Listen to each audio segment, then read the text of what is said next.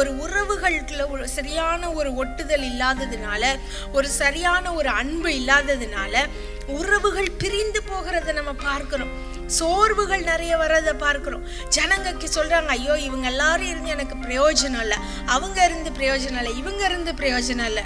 ஆனா ஆண்டவர் இன்றைக்கு சொல்றாரு, நீ என் ஜனம் என்று சொல்வதற்காக என் கரத்தின் நிழலினால நான் உன்னை மறைக்கிறேன்னு சொல்றார். இந்த வருஷத்துல நம்ம அநேக வாக்குத்தத்த வசனங்களை நம்ம தியானிக்கிறோம். இன்றைக்கு நம்ம படிக்க போகிற வசனம் ஏசாயா 51 அதிகாரம் 16 வசனம். ஏசாயா 51:16. நான் வானத்தை நிலைப்படுத்தி பூமியை அஸ்திபாரப்படுத்தி சியோனை நோக்கி நீ என் ஜனம் என்று சொல்வதற்காக நான் என் வார்த்தையை உன் வாயிலே அருளி என் கரத்தின் நிழலினால் உன்னை மறைக்கிறேன். இதுல இந்த பின் பகுதியை குறித்து தான் நம்ம இன்னைக்கு தியானிக்க போகிறோம். என் கரத்தின் நிழலினால் உன்னை மறைக்கிறேன். இந்த வருஷம் கர்த்தர் எனக்கு கொடுத்த வாக்குத்தத்தம் இதுதான், என் கரத்தின் நிழலினால் உன்னை மறைக்கிறேன். ஒருவேளை நம்ம எல்லாத்துக்கும் இது தெரிஞ்ச வசனம் தானே. இது மாதிரி நிறைய வசனங்கள் நம்ம படிக்கிறோமே. அவருடைய செட்டைகளின் மறைவு, அவருடைய கரத்தின் மறைவு, இப்படியெல்லாம் நம்ம வாசிக்கிறோம். அப்ப இந்த வசனம் நமக்கு எப்படி ஆறுதலா இருக்க முடியும், நமக்கு எப்படி வாக்குத்தத்தமா இருக்க முடியும் அப்படின்னு நீங்க நினைக்கலாம். இதே வசனத்தை ஏசாயா 49 அதிகாரத்துல 2 வசனமும் எழுதப்பட்டிருக்கிறது. அவர் என் வாயை கூர்மையான பட்டயமாக்கி தமது கரத்தின் நிழலினால் என்னை மறைத்து என்னை துளக்கமான அம்பாக்கி என்னை தமது அம்பரா துணியிலே மூடி வைத்தார் என்று சொல்லி எழுதப்பட்டிருக்கிறது. ஏசாயா 51 ஆபிரகாம்ல இருந்து ஆண்டவர் ஆரம்பிக்கிறார். ஆபிரகாமை எப்படி நான் அழைச்சேன், அவன் ஒருவனாயிருக்கையில் நான் அவனை அழைச்சேன், அவனை பெரிய தேசமாக்குனேன். இந்த ஜனமெல்லாம் என்னை மறந்து போயிடுச்சு, ஆனாலும் சீயோனுக்கு நான் திரும்பவும் ஆறுதல் செய்து கர்த்தரால் மீட்கப்பட்டவர்கள் திரும்பவுமா சந்தோஷப்படும்படியாக நான் என்ன செய்வேன், அவர்களை திரும்பி கொண்டு வருவேன் ஆண்டவர் சொல்றார். ஏசாயா தீர்க்கதரிசி மூலமா தம்முடைய ஜனத்திற்கு இந்த வசனங்கள் சொல்லப்படுகிறது. அப்போ இந்த வசனத்தை நம்ம வாசிக்கும் பொழுது நம்ம என்ன நினைக்கிறோம், ஆண்டவர் கரத்தின் நிழலினால் மறைப்பேன்னு சொல்றாரே, அப்ப அதுல என்ன ஆண்டவர் அதனோட முக்கியத்துவம் என்ன, அதனுடைய பர்பஸ் என்ன? முதல்ல அதுல நீங்க எழுதப்பட்டிருக்கிறத பார்க்கணும். 16 வசனத்துல, நீ என் ஜனம் என்று சொல்வதற்காக நான் என் வார்த்தை உன்னுடைய வாயில அருளி. அப்ப ஆண்டவர் தம்முடைய கரத்தின் நிழலினால நம்மளை மறைச்சு கொள்றார் அப்படின்னா, நீங்க 11 வசனத்திலே வாசிச்சீங்க, கர்த்தரால் மீட்கப்பட்டவர்கள் என்று சொல்லி. அப்போ தம்மால தெரிந்து கொள்ளப்பட்டவர்கள், தம்மால மீட்கப்பட்டவர்களுக்கு ஆண்டவர் தம்முடைய கரத்தின் நிழலினால மறைக்கிறாரு. எதுக்கு மறைக்கிறாரு? இதுதான் என் ஜனம், என் கரத்தின் மறைவில் இருக்கிறது என்னுடைய ஜனம் என்று சொல்வதற்காக அவர் அதை ஐடென்டிஃபிகேஷன் மாதிரி ஒரு தெரிந்து கொள்ளுதல் போல தம்முடைய கரத்திற்குள்ளே என்ன செய்யறாரு, நம்மை மூடி வைத்துக் கொள்கிறார். என் ஜனம் என்று சொல்வதற்காக. உலகத்துல சொந்தங்கள் எவ்வளவு இருந்தாலும், நண்பர்கள் எவ்வளவு இருந்தாலும், என் ஜனம், என் மக்கள் அப்படின்னு சொல்றது ரொம்ப அரிதான காரியம், ரொம்ப அரிதான காரியம்.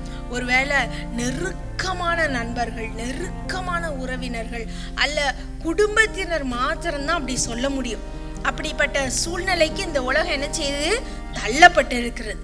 அப்படிப்பட்ட அந்த நேரத்துல கர்த்தர் சொல்றாரு, நீ என்னுடைய ஜனம். ஹல்லேலூயா. நீ என்னுடைய ஜனம். என்னுடைய ஜனம்னு நான் வெளியில காட்டுறதுக்காகவே நான் என்ன செய்றேன், என்னுடைய கரத்தின் நிழலினால உன்னை நானு மறைக்கிறேன்னு சொல்றார். அடுத்ததா அந்த வசனம் சொல்லுது, அதே வசனத்துல, என் வார்த்தையை உன் வாயில நானு அருளுவேன்னு சொல்றார். என் வார்த்தையை உன் வாயில அருள்வேன். அதேதான் ஏசாயா 49:2 நம்ம வாசிக்கிறோம். அங்கே ஆண்டவர் அதை தான் சொல்றார், உன்னை நான் துளக்கமான அம்பாக்கி என் வார்த்தையை உன் வாயில அருளுவேன். அப்போ அவருடைய ஜனம், அவருடைய வார்த்தை நம்முடைய வாயில இருக்கிறது. அப்ப தீர்க்க தரிசனமா ஆண்டவர் நமக்கு என்ன சொல்றாரு, என் கரத்தின் நிழலினால உன்னை நானு மறைத்து கொள்ளுவேன் சொல்றார். என் கரத்தின் நிழலினால உன்னை மறைத்து கொள்வேன். இது ஒரு சாதாரண ஒரு காரியமே இல்லை. நீங்க நல்லா பைபிளை படிச்சீங்கன்னா அவருடைய கரம் எவ்வளவு மகிமையான கரம்ங்கிறத நம்ம பைபிள்ல எத்தனையோ நேரங்கள்ல பார்க்கிறோம். எத்தனையோ வழிகள்ல நம்ம பார்க்கிறோம். அடிக்கடி நம்ம வாசிக்கும் பொழுது அவருடைய கரம், அவருடைய கரம், அவருடைய கரம், நீதியின் வலது கரம், இப்படிலாம் வாசிக்கிறோம். அப்போ இங்க நம்ம நல்லா புரிந்து கொள்ள வேண்டிய காரியம் என்ன? அவருடைய கரம் எப்படிப்பட்ட கரம்? ஏசாயா 45:12, ஏசாயா 40:12, சங்கீதம் 102:25 இதெல்லாம் நீங்க பாத்தீங்கன்னா அங்க ஆண்டவர் சொல்றாரு, என் கரங்கள் வானங்களை விரித்தன, என் கரங்களினால நான் பூமியை தாங்குறேன். இந்த அண்ட சராசரங்கள் எல்லாமே அவருடைய கரத்தின் வல்லமையினால உண்டாக்கப்பட்டது. ஹல்லேலூயா! அவருடைய கரத்தின் வல்லமை. அப்ப அவ்வளவு மகிமையான கரத்திற்குள்ள அவர் நம்மை மூடி மறைத்து கொள்ளுகிறார். ஹல்லேலூயா! அப்ப அந்த கரம் மகிமையான கரம், வல்லமையான கரம், நீதி செய்கிற கரம்.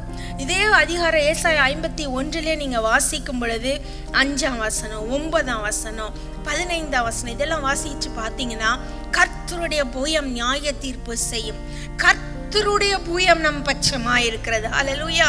இந்த அண்ட சராசரங்களை படைத்து ஆளுகிற கரம், சகலத்தையும் ஆளும் கரம், சகலத்தையும் படைத்த கரம், அந்த கரத்திற்குள்ள நான் இருக்கிறேன். ஹல்லேலூயா! அந்த கரத்திற்குள்ள நான் இருக்கிறேன். நிழல் ஒரு மறைவை குறிக்கிறது. நிறைய சமயத்துல நிழலுங்கும் போதே நம்மலாம் பயப்படுவோம். நிழல், ஷேடோ அப்படிங்கிறது இருட்டு, பயம் அப்படிலாம் நினைப்பு உண்டு. ஆனா வேதம் சொல்லுது, அவருடைய நிழல்னு சொல்லும் பொழுது அது நமக்கு ஒரு மறைவு, அது நமக்கு ஒரு பாதுகாப்பு, அது நமக்கு ஒரு ஆறுதல் தருகிற இடம், குளிர்ச்சி தருகிற இடம், அது நமக்கு எல்லா விதத்திலும் ஒத்தாசையாயிருக்கிற இடம்.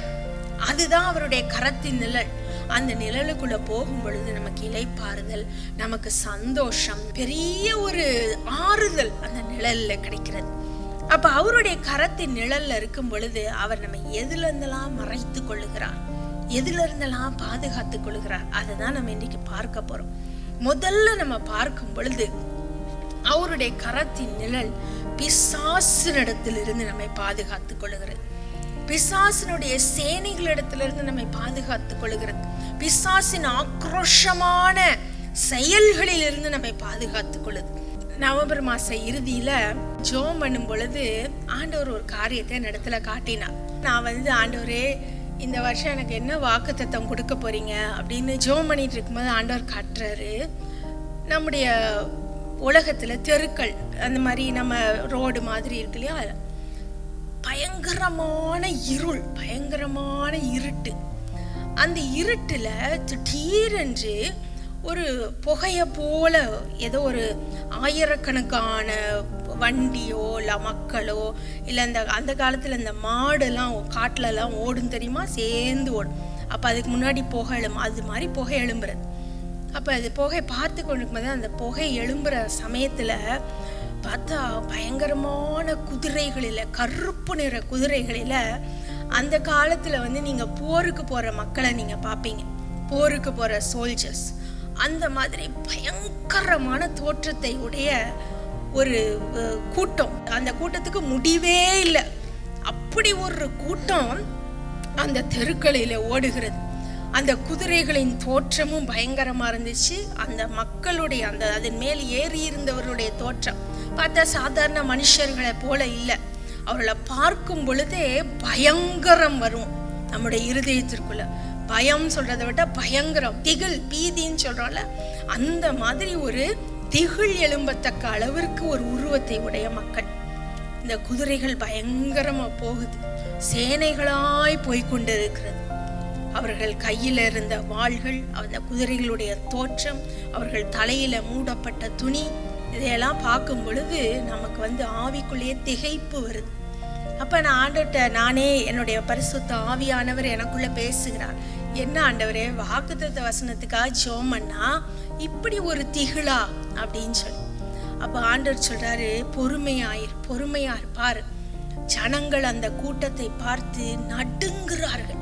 யாருமே தெருக்களில கூட வராத அளவிற்கு கதவெல்லாம் பூட்டிட்டு உள்ளுக்குள்ள ஒளிஞ்சுக்கிறாங்க, யாருமே வெளியில வரல.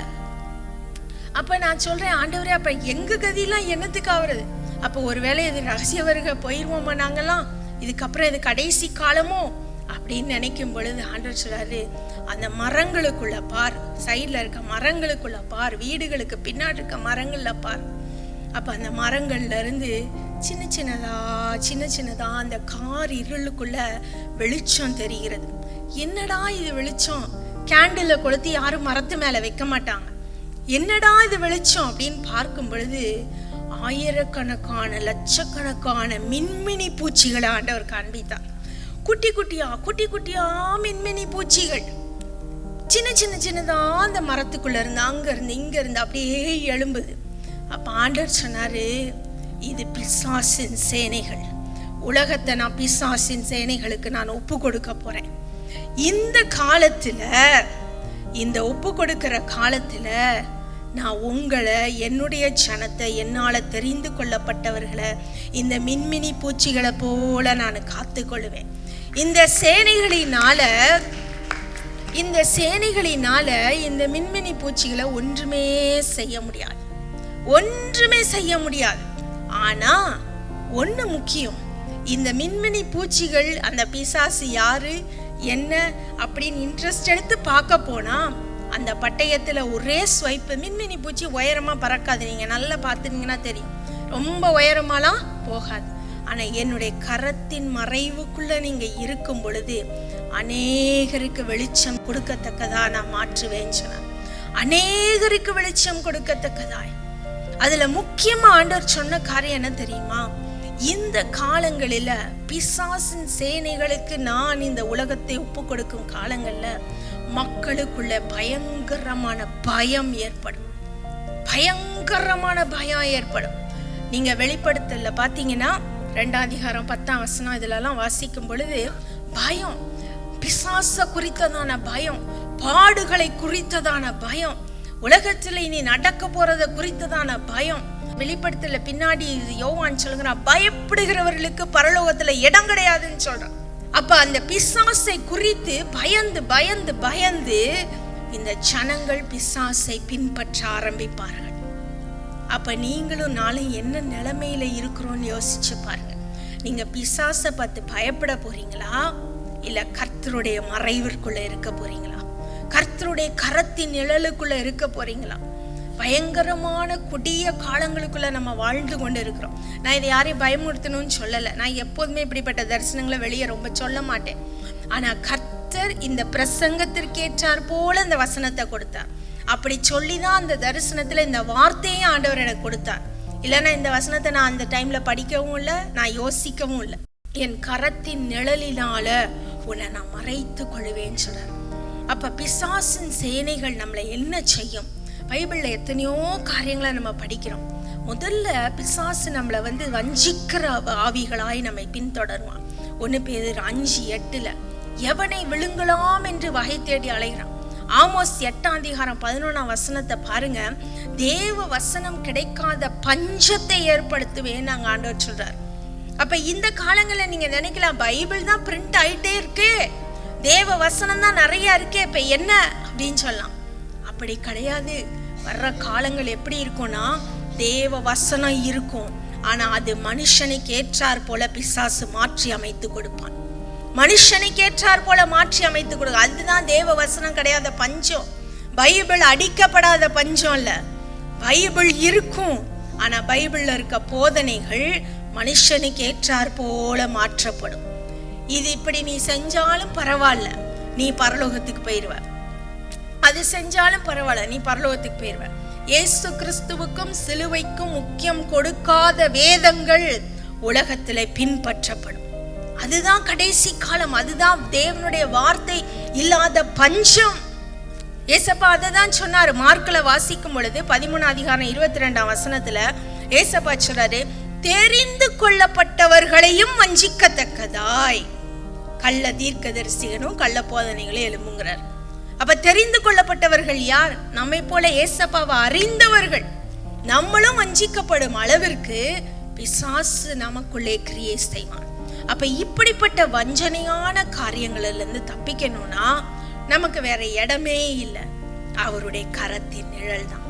அதனாலதான் யோவான் 10ஆம் அதிகாரம் 28ஆம் வசனத்துல ஏசப்பா சொன்னாரு, என் கரத்திலிருந்து ஒருவனும் அவர்களை பறித்து கொள்ள முடியாது. என் கரத்திலிருந்து. அப்ப நீங்க சொல்லல, நான் பைபிள் படிக்கிறேன், நான் ஜெபம் பண்றேன், அப்போ ஆட்டோமேட்டிக்கா நான் அவருடைய கரத்துல தானே இருப்பேன் அப்படின்னு நீங்க நினைக்கலாம். அவருடைய கரத்துல இருக்கிறது ஒரு பெரிய வேலை. அவரை நித்தமும் தேடணும், அவரோடு கூட நெருங்கி ஜீவிக்கணும். அது ரொம்ப ரொம்ப முக்கியம். ஆண்டவரை தெரிந்து கொண்டும் அவரோடு கூட நெருக்கமான உறவு, நெருக்கமான ஜீவியம் உங்களுக்கு இல்லைன்னா பிசாசு உங்களை அடித்து கொண்டு போயிடுவான். உங்களுடைய தேவை ஒன்றே ஒன்று தான், ஆண்டவரோடு கூட நெருங்கி ஜீவிக்கிற ஒரு வாழ்க்கையம். அப்படி இருக்கும் பொழுது பிசாசு தொட்டாலும் ஏசப்பா நமக்காக வேண்டிக் கொள்ளுகிறாராம். அதுதான் வேதம் சொல்லுது. லூக்கால நீங்க வாசிக்கும் பொழுது 22 அதிகாரம் 31 வசனம் 32 வசனத்துல ஏசப்பா பேதுருட்ட சொல்றாரு, சீமோனே, சுலகையினால உன்னை புடைக்கிறதுக்கு பிசாசு கேட்டுக்கொண்டா, ஆனாலும் நான் உனக்காக வேண்டிக் கொண்டேன்னு சொல்லுவார். ஏசப்பா யாருக்கு ஜெபம் பண்ணாரு? பேதுருவுக்காக ஜெபம் பண்ணி இருக்காரு. ஆண்டவரே, இந்த பேதுரு பையன் யூதாஸ் மாதிரி என்னை மறுதளிச்சு போயிட்டானா அங்க ஒரு பெரிய கேப் விழுந்துரும், அவன் என்னை நேசிக்கிறவன்ப்பா. பேதுரு என்ன ஏசப்பாவை திட்டுனவனா? இல்ல, நீரே மெய்யான கிறிஸ்துன்னு அறிக்கையிட்டவன். ஆண்டவரே, மரித்தாலும் நான் உம்மோடு கூட வர்றேன்னு சொன்னவன். அவனை தான் பிசாசு ஃபர்ஸ்ட் டார்கெட் பண்ணான். அப்ப ஆண்டவரோட நெருங்கி இருக்கிறவர்கள் தான் பிசாசனுடைய முதல் டார்கெட். அப்ப பேதுருக்கு முதல்ல என்ன வந்துச்சு? நான் சொன்னேன் இல்லையா, பயம். என்ன பயம் வந்துச்சு? நான் செத்து போயிடுவேனோ, என்னையும் சிலுவையில அரைஞ்சிருவாங்களோ பயந்தானா? பயந்ததுனாலதான் இவனை அறியேன்னு சொன்னான். ஏசப்பான்னு கூட சொல்லல, இவனை அறியேன். இப்ப ஆண்டவர் சொன்னது உண்மையாயிடுச்சா? பயம், பயத்தை உருவாக்குவான். தெரிந்து கொள்ளப்பட்டவர்களே வஞ்சிக்கத்தக்கதாய் ஓடுகிற இந்த பிசாசிட்ட இருந்து நீங்க மீட்கப்படணும்னா பேதுரு மாதிரி ஆண்டவர்கிட்ட நெருங்கி இருக்கும் பொழுதுதான் ஆண்டவர் உங்களுக்காக வேண்டிக் கொள்ளுவார். அவர் வேண்டிக் கொள்ளுவார். யோவான் 17 அதிகாரம் அவ்வளவு அருமையான ஒரு அதிகாரம். அதுல ஏசப்பா அழகா சொல்றாரு. 15 வசனம், 9 வசனம், 20 வசனம். 9:20 சொல்றாரு, நான் உலகத்துக்காக வேண்டிக் கொள்ளல, நீர் எனக்கு தந்தவர்களுக்காக நான் வேண்டிக் கொள்ளுகிறேன். அதுக்கப்புறம் 20 வசனத்துல சொல்றாரு, இவர்கள் மூலமா யார் யாரெல்லாம் என் வார்த்தைகளை கேட்க போறாங்களோ அவங்களுக்கெல்லாம் நான் வேண்டிக் கொள்ளுகிறேன். 15 வசனத்துல சொல்றாரு, உலகத்திலிருந்து அவர்களை எடுத்துக்கொள்ள வேணும்னு வேண்டிக் கொள்ளல, தீமையிலிருந்து அவர்களை ரட்சித்துக் கொள்ளணும், காத்து கொள்ளணும்னு வேண்டிக் கொள்ள. ஹல்லேலூயா. அப்ப அப்படிப்பட்ட அருமையான தேவனுடைய கரத்தின் நிழலில நம்ம இருக்கும் பொழுது திருடன் நம்ம கிட்ட வரவே முடியாது. திருடன் கொல்லவும் அழிக்கவும் அவன் வருகிறான். நாமோ ஆண்டவருடைய கரத்திற்குள்ள, பலத்த கரத்திற்குள்ள அடங்கி இருக்கும் பொழுது ஏசாயா 25:4, ஏசாயா 32:2 இதையெல்லாம் நீங்க வாசிச்சு பாருங்க. பெரும் கண்மலையின் நிழல்ல போல இருப்பாராம். விடாய்த்த பூமி. விடாய்த்த பூமினா எப்படிப்பட்ட பூமி? காஞ்சு போன பூமி, தண்ணீர் இல்லாத பூமி. அதுல எந்த இடத்துலயும் செழிப்பு, எந்த இடத்துலயும் மரம், செடி, கொடி இதெல்லாம் பார்க்க முடியாது. அப்படிப்பட்ட பூமியில ஒரு பெரிய கண்மலை இருக்கும் பொழுது அந்த கண்மலைக்கு கீழே நிழல் இருக்கும். ஹல்லேலூயா. கண்மலைக்கு கீழே நிழல் இருக்கும். அதே போலதான் ஆண்டவர் சொல்றாரு, வெயிலுக்கு ஒதுங்கும் நிழல் ஆனீர். வெயிலுக்கு ஒதுங்கும் நிழல். அவருடைய கைகளின் மறைவில் இருக்கும் பொழுது ஒருவரும் நம்மை தொட முடியாது. விசேஷமா பிசாசும் அவனுடைய சேனைகளும் நம்மை தொடவே முடியாது. ஆண்டவர் நம்மளை காப்பாற்றும் பொழுது, அவருடைய கரத்தின் மறைவுக்குள்ள நம்ம இருக்கும் பொழுது, அவருடைய கரத்தின் நிழலுக்குள்ள நம்ம இருக்கும் பொழுது நம்ம எங்க போனாலும் பாதுகாப்பு. யார் நமக்கு சத்துருவாய் எழும்பினாலும் பாதுகாப்பு. எஸ்தருடைய ஜனங்களையும் அழிக்கிறதுக்கு ஆமான் எழும்பினான். அவன் எப்படிப்பட்டவன்? அவன் ராஜாவுக்கு அடுத்த போஸ்ட்.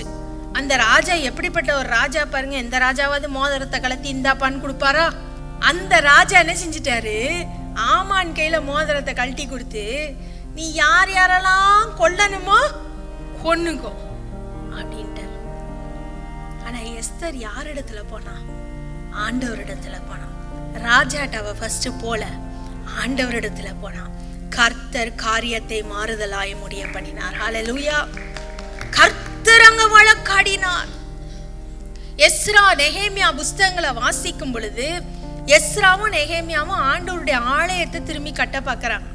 நெகேமியா 6ஆம் அதிகாரத்துல நெகேமியா சொல்றான், பட்டணத்தின் மதிலை கட்டும் பொழுது, எருசலேமின் மதில்களை கட்டும் பொழுது தொபியாவும் சன்பல்லாத்தும் என்ன செய்யறாங்களாம், அவனுக்கு விரோதமா திட்டம் தீட்டுறாங்க. அந்த திட்டம் தீட்டி திருட்டுத்தனமா அவனை கொல்லணும்னு பாக்குறாங்க. ஆனா கர்த்தர் அவனை பாதுகாத்தார். எஸ்ரா பாபிலோன் ராஜாவினிடத்திலிருந்து திரும்பி வருகிறான் எருசலேமுக்கு. அப்ப எருசலேம் தேவாலயத்தை கட்டுறதுக்கு நிறைய கொண்டு வர வேண்டியது இருக்கு. எஸ்ரா 8:22 எஸ்ரா சொல்றான், அந்த ராஜாவினிடத்துல போய் எனக்கு பாதுகாப்புக்கு சேனைகளை கேட்கறதுக்கு எனக்கு வெக்கமா இருந்துச்சுன்னு சொல்றான். என்ன சொல்றான்? வெக்கமா இருந்துச்சான். ராஜாட்ட போய் என்னப்பா பாதுகாப்பு கொடுங்கன்னு கேட்கறதுக்கு அவனுக்கு வெக்கமா இருந்துச்சு. ஆனா எஸ்ரா 8 அதே 8ஆம் அதிகாரம் 31ஆம் வசனத்துல சொன்னான், கர்த்தருடைய கரம் எங்களோடு இருந்து வழியில கொள்ளைக்காரருக்கு எல்லாத்துக்கும் எங்களை என்ன செஞ்சாரு, பாதுகாத்தாருன்னு சொல்றான். பாதுகாத்தார்.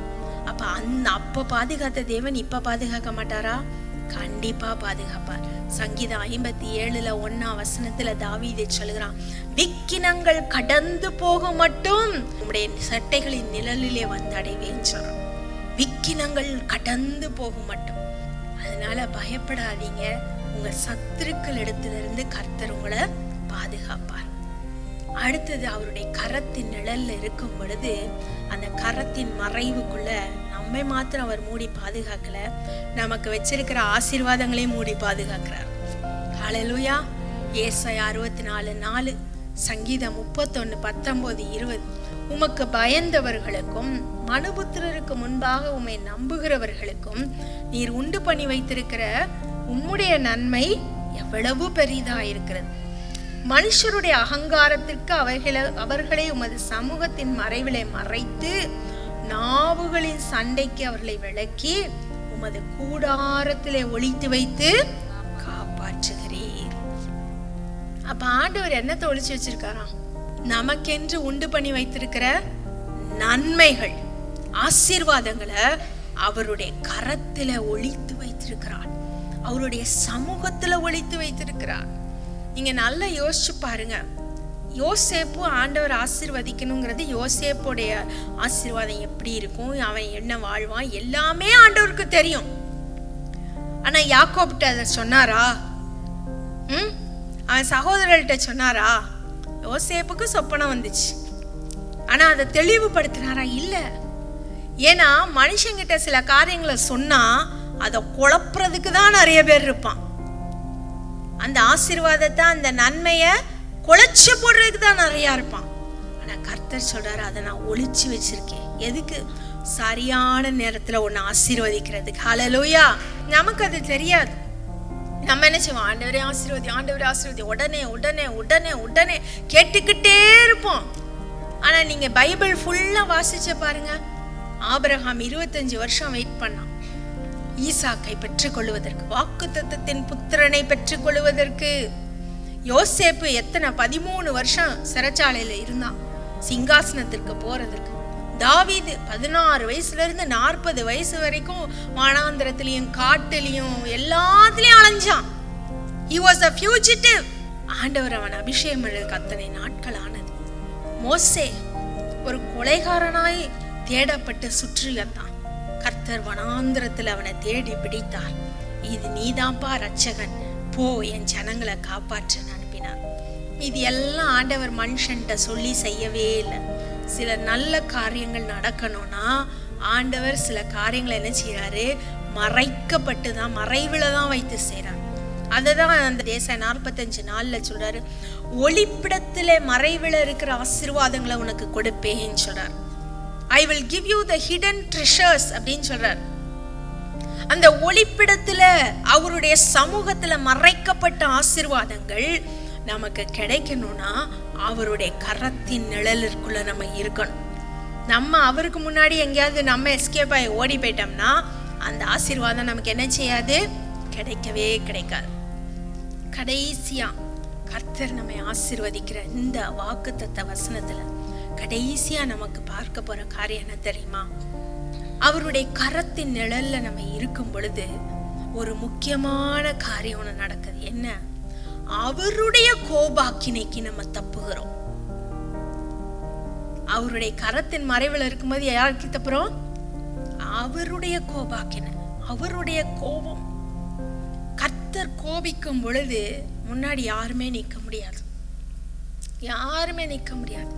இஸ்ரவேல் ஜனங்களுக்கு மேல ஆண்டவர் அவ்வளவு ஒரு கோபத்துல அவளை அழிக்க நினைக்கும் பொழுது எரேமியா தீர்க்கதரிசிட்ட சொல்றாரு, சாமுவேல், மோசே, தானியேல் இவங்கெல்லாம் நின்று எனக்கு விரோதம், எனக்கு முன்னாடி முழங்கால்ல நின்னாலும் அவர்கள் ஜெபத்தை நான் கேட்க மாட்டேன்னு சொல்றார்.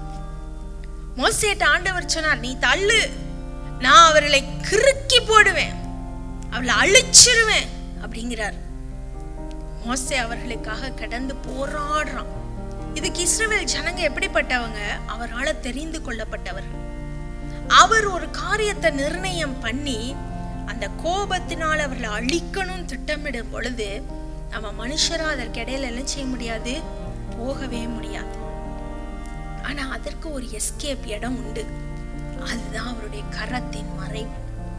நீங்க யாத்ரா 33 அதிகாரத்தை வாசிக்கும் பொழுது 20ஆம் வசனத்துல இருந்து 23ஆம் வசனம், யாத்ரா 33 20ல இருந்து 23 அதை வாசிக்கும் பொழுது அங்கே மோசே ஆண்டவரை பார்த்து, ஆண்டவரே உங்க பார்க்கணும்னு கேட்கிறான். அப்ப ஆண்டவர் சொல்றாரு, என்னை பார்த்து ஒருவனும் உயிரோடு இருந்தது கிடையாது, உயிரோடு இருக்க முடியாது. நீ கண்மலையில போய் நில்லு, நான் அப்ப கடந்து போவேன்.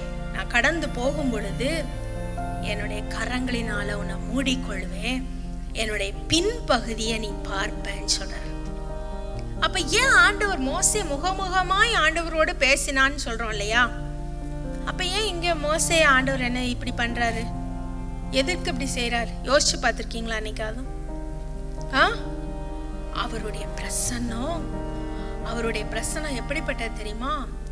கண்மலைகளை மெழுகு போல உருக்குகிற பிரசன்னம்.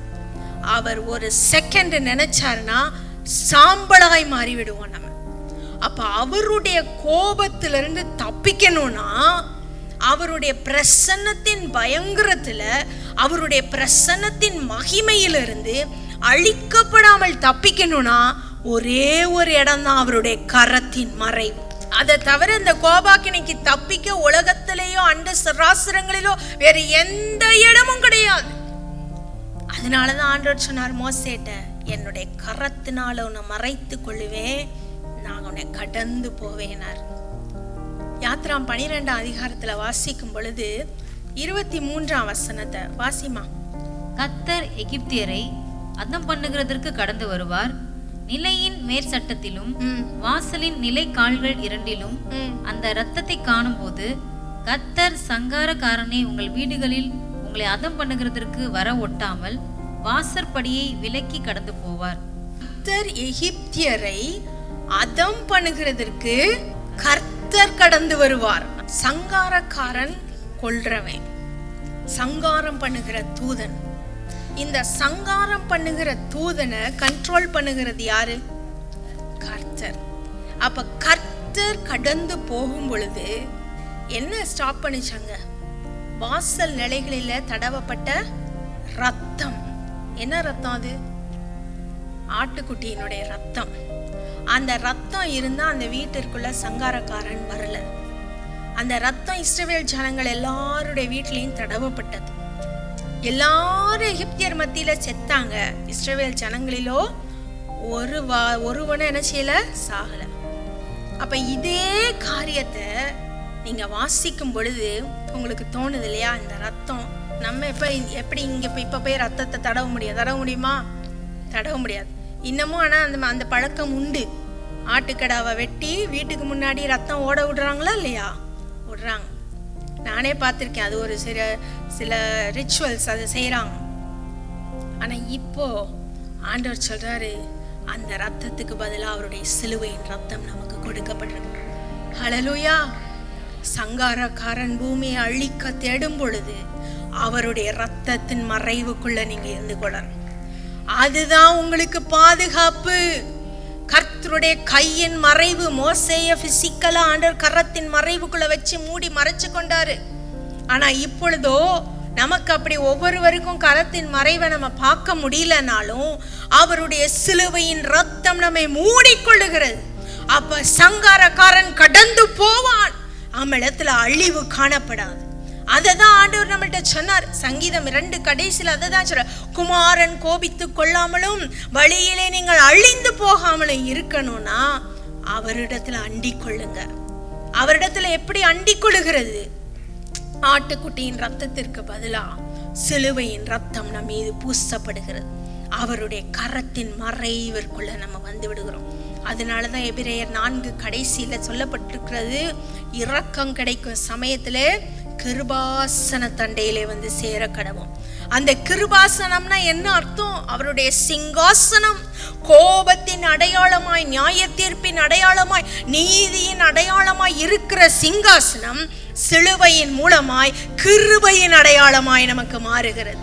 கிருபையின் அடையாளமாய் மாறுகிறது.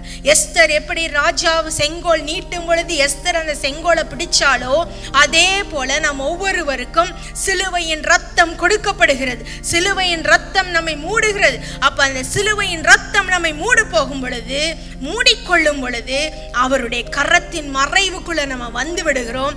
அவருடைய கோபாக்கினைக்கு தப்புகிறோம். அவருடைய கோபாக்கினைக்கு தப்புகிறோம். அதனாலதான் ஏசாயா 53 ஏசாயா சொல்லுகிறான், நம்முடைய சமாதானத்தை உண்டு பண்ணும் ஆக்கினை அவர் மீது வந்தது. அவர் தேவனால தண்டிக்கப்படுகிறார், தேவனால உபத்திரவப்படுகிறார் நம்ம நினைச்சோம். ஆனா அது எதற்காக? நமக்காக, நம்மை அழிக்கிறதற்கு பதிலா சிலுவையில தம்மையே அவர் ஒப்பு கொடுத்தார். சிலுவையில கர்த்தருடைய கோபாக்கினைக்கு தம்மையே ஒப்பு கொடுத்தார். அப்ப இந்த சிலுவையின் மறைவிற்குள்ள நீங்க வரும் பொழுது அவருடைய கரத்தின் மறைவிற்குள்ள இருக்கிறீர்கள். ஆண்டவர் எந்த அழிவு இந்த உலகத்துல கொண்டு வந்தாலும், எப்படிப்பட்ட பிரச்சனைகள் ஏறிட்டாலும், யுத்தங்கள் வந்தாலும், அதனாலதான் ஏசப்பா சீஷர்கள் இடத்துல சொன்னாரு, யுத்தங்களையும் யுத்தங்களின் செய்திகளையும் இதெல்லாம் நீங்க கேள்விப்பட்டாலும் என்ன சொன்னாரு? பயப்படாதீங்க, முடிவு உடனே வராது. பயப்படாதீங்க, முடிவு உடனே வராது.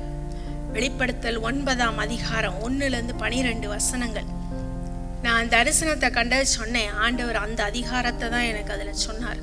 வெளிப்படுத்தல் 9:1-12. அப்பல்லியோனின் சேனைகளுக்கு கர்த்தர் இந்த உலகத்தை ஒப்பு கொடுக்கிற காலம் வந்து விட்டது. ஆனா அந்த மாதிரி ஒரு ஆபத்துகள் கடந்து வந்தாலும் கர்த்தருடைய கரத்தின் நிழலில நம்ம இருக்கும் பொழுது, அது அப்பல்லியோனா இருக்கட்டும், பாதாளத்தின் தூதனா இருக்கட்டும், சத்ருவா இருக்கட்டும், பிசாசா இருக்கட்டும், ஒருவனும் அவருடைய கரத்துல இருந்து நம்மை பறித்து கொள்ள முடியாது. ஹல்லேலூயா. உலகம் அக்கினிக்கிரையாக வைக்கப்பட்டிருக்கு, அழிவுக்காக ஒப்பு கொடுக்கப்பட்டிருக்கிறது. ஏன்னா உலகத்தின் பாவங்கள் அதிகமாய் பெருகி கொண்டே இருக்கு. தேவன் இல்லை என்று சொல்லி மதிகேடந்த இருதயத்துல சொல்லிக் கொள்ளுகிறான். அப்படித்தான் மதிகேட்டுக்கு ஒப்பு கொடுக்கப்பட்டு ஜனங்க இருக்கிறாங்க. ஆனா உங்களுக்கும் எனக்கும் ஒரு ஆசீர்வாதம் இருக்கு. என்ன ஆசீர்வாதம்? அவருடைய கரத்தின் நிழல், அவருடைய கரத்தின் மறைவு. பிசாசுக்கு பாதுகாப்பார், சத்துருக்களுக்கு பாதுகாப்பார், ஆசீர்வாதங்களை ஒழித்து வைத்து நமக்கு கொடுப்பார். அவருடைய கோபாக்கினைக்கும் நம்மை தப்பித்துக் கொள்வார். ஹல்லேலூயா. எல்லாரும் எழும்பி நிற்போமா? எல்லாரும் எழும்பி நின்று, ஆண்டவரே இன்றைக்கு அந்த சிலுவையின் மறைவிற்குள்ள நான் வரட்டோம்பா. சிலுவையின் மறைவிற்குள்ள நான் வந்துடுறோம். கரத்தின் மறைவு, சிலுவையின் மறைவு. உங்களுக்கும் எனக்கும் கொடுக்கப்படுகிற அந்த சிலுவையின் மறைவு தான் அவருடைய கரத்தின் மறைவு. அந்த சிலுவையின் நிழலுக்குள்ள நம்ம வந்துருவோமா? அப்படி வரும் பொழுது உங்களையும் உங்க குடும்பத்தையும் எந்த தீங்கும் நேரிடாமல் கர்த்தர் பாதுகாத்துக் கொள்வார். அந்த சிலுவையின் மறைவுல தான் ரட்சிப்பு, அந்த சிலுவையின் மறைவுல தான் சுகம், அந்த சிலுவையின் மறைவுல தான் விடுதலை, அந்த சிலுவையின் மறைவுல தான் எல்லா ஆசீர்வாதமும் கிடைக்கும். There is no blessing without Jesus. There is no hope without Jesus. சிலுவை இல்லைன்னா அங்க எந்த ஆசீர்வாதமும் இல்லை. சிலுவை இல்லைன்னா அங்க எந்த நம்பிக்கையும் இல்லை. பிரியமானவர்களே, இயேசுவையும் சிலுவையும் புறக்கணிக்கிற எந்த போதனையும் ஆண்டவரை பற்றினதான போதனையே கிடையாது. இன்றைக்கு சொல்லுங்க, ஆண்டவரே உம்முடைய கரத்தின் நிழலினால் என்னை மறைத்து கொள்ளும் அப்பா. உம்முடைய சிலுவையின் நிழலிற்குள்ள நான் வந்துட்டேன். உம்முடைய சிலுவையின் நிழல் என்னை மூடி மறைத்து கொள்ளும் சொல்லுங்க.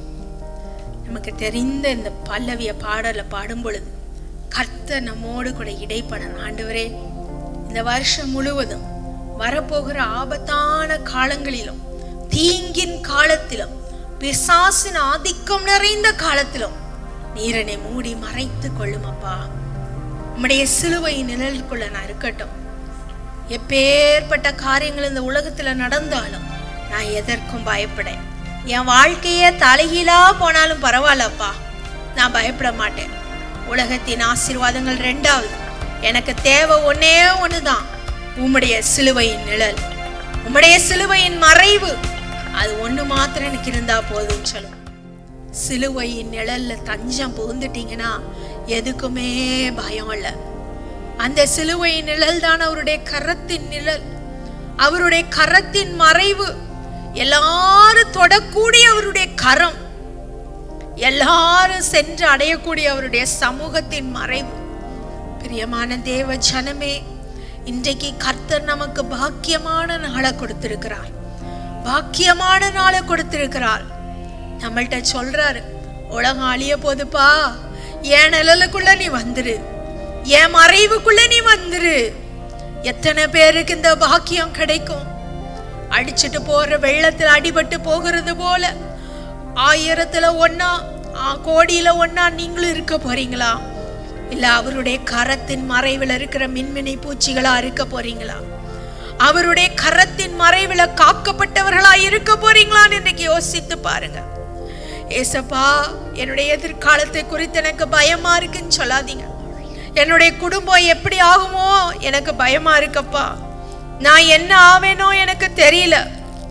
என்னுடைய எதிர்காலம், என்னுடைய குடும்பம், என்னுடைய கணவர், என்னுடைய பிள்ளைகள், என்னுடைய பேர பிள்ளைகள் என்ன ஆகும் ஆண்டவரே? பயப்படாத, அவருடைய சிலுவையின் நிழலிற்குள்ளவா, அவர் பார்த்து கொள்ளுவார். அவருடைய சிலுவையின் நிழல்ல ரட்சிப்பு உண்டு, அவருடைய சிலுவையின் நிழல்ல பாதுகாப்பு உண்டு, அவருடைய சிலுவையின் நிழல், அவருடைய கரத்தின் நிழல்ல ஆசீர்வாதங்கள் உண்டு, ஆசீர்வாதங்கள் உண்டு. நீங்க அவருடைய நிழலுக்குள்ள போய் மறைஞ்சு கொள்ளுங்க. உங்க குடும்பம் தானா பின்னாடி வரும். உங்களுடைய எதிர்காலம் தானாய் பார்த்து கொள்ளப்படும். அவர் பார்த்து கொள்ளுவார். எதற்கும் கலங்காதீங்க. ஆண்டவரே, இன்றைக்கு நான் என்னை உங்களுடைய கரத்துல ஒப்பு கொடுக்கிறேன்னு சொல்லுங்க. எல்லாரும் சொல்லுவோமா? நான் இன்னைக்கு வேற எந்த ஆசீர்வாதத்துக்காக உங்கள்ட்ட ஜெபம் பண்ண போறதில்ல. அவருடைய கரத்தின் மறைவிற்குள்ள நீங்க மூடி இருக்கணும். அதுதான் என்னுடைய வாஞ்சை, அதுதான் கர்த்தருடைய வாஞ்சை. என்னுடைய கரத்திலிருந்து ஒருவனும் அவர்களை பறித்து கொள்ள முடியாது. ஆண்டவர் நமக்காக ஜெபம் பண்ணாரு, இப்பவும் நமக்காக வேண்டிக் கொள்ளுகிறாரே. தெரிந்து கொள்ளப்பட்ட ஜனமே, ஏசாயா 51ல் சொல்லப்படுகிறது போல, இடுக்கன் செய்கிறவன் செய்கிற இடுக்கத்தை குறித்து நித்தமோ நீ பயப்படுகிறது என்ன? நித்தமோ நீ பயப்படுகிறது என்ன? பயப்படாத, கர்த்தர் பார்த்து கொள்ளுவார். அவருடைய கரத்தின் மறைவிற்குள்ள ஒளிந்து கொள்ளுங்க. ஏசப்பா, அருமையான தேவ ஜனத்திற்காக நான் ஜெபிக்கிறேன். இந்த நிகழ்ச்சியை டிவியில பார்க்கிற, ப்ரோக்ராம்ல பார்க்கிற, யூடியூப்ல பார்க்கிற எல்லாத்துக்காக நான் ஜெபிக்கிறேன். அப்பா, நீங்க சொன்னது போல உம்முடைய கரத்தின் நிழலில் உம்முடைய பிள்ளைகளை மறைத்து கொள்ளும், உம்முடைய கரத்தின் நிழலில் மறைத்து கொள்ளும் இயேசு சுவாமி. ஆண்டவரே, உம்மால செய்யக்கூடாத காரியம் ஒன்றுமில்லை. உம்முடைய கரம் இந்த வானங்களை விரித்தது, உம்முடைய கரம் இந்த அண்ட சராசரங்களை படைத்தது, உம்முடைய கரம் நீதியின் வலது கரம், உம்முடைய கரம் பராக்கிரமம் செய்யும், உம்முடைய கரம் வல்லமையான கரம், உம்முடைய கரம் மகிமையின் கரம். உம்முடைய கரத்திற்குள்ள நாங்க அடங்கி இருக்கட்டும் அப்பா. அதே கரம் எங்களை அரவணைக்கும் கரம் இயேசு சுவாமி. அதற்காக நாங்கள் நன்றி செலுத்துகிறோம், நாங்கள் நன்றி செலுத்துகிறோம். ஏசப்பா, உம்முடைய பிள்ளைகள் உம்முடைய கரத்தின் நிழலிற்குள்ள அடங்கி கொள்ளும்படியாய் நீர் அவர்களுக்கு கிருபை செய்வீராக. சங்காரக்காரன் கிடந்து போகும் பொழுது உம்முடைய சிலுவையின் நிழலுக்குள்ள அவர்கள் வரட்டும், அவர்கள் குடும்பம் வரட்டும் அப்பா. உம்முடைய சிலுவையின் நிழலுக்குள்ள வரட்டும் இயேசு சுவாமி. அதை தான் நாங்கள் கேட்கிறோம் ஆண்டவரே. உம்முடைய சிலுவையின் நிழல் அவர்களை பாதுகாக்கட்டும்.